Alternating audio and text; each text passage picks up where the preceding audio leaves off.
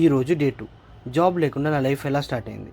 Early morning లేచి sun rise చూడగానే చాలా అద్భుతంగా అనిపించింది. స్నానం చేసి మంచిగా నా ఫుడ్ నేను చేసుకుందామని డిసైడ్ అయ్యాను.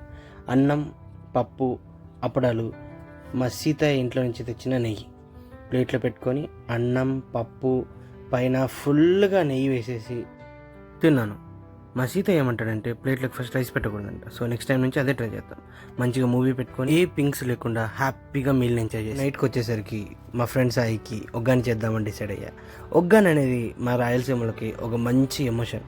ఇంకా దాంట్లోకి బజ్జీ ఉంటే నెక్స్ట్ లెవెల్.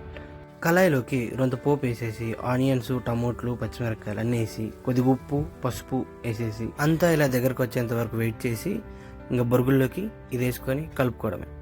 పప్పుల పొడి అనేది చాలా మ్యాండేటరీ అండి. ఇది లేకుండా అసలు ఒగ్గాని తింటే అది వరుసగా చేత్తోనే మిక్స్ చేసుకోండి. సో టేస్ట్ ఎలా ఉందో మా సాయిని అడుగుదాం. సూపర్. 0 నుంచి స్టార్ట్ చేశా. భయం ఉంది కానీ ఆగను. చూద్దాం ఎక్కడికి వెళ్తాము. ఆ జర్నీని ఇలాగే ఫాలో అవ్వండి. And thanks for supporting.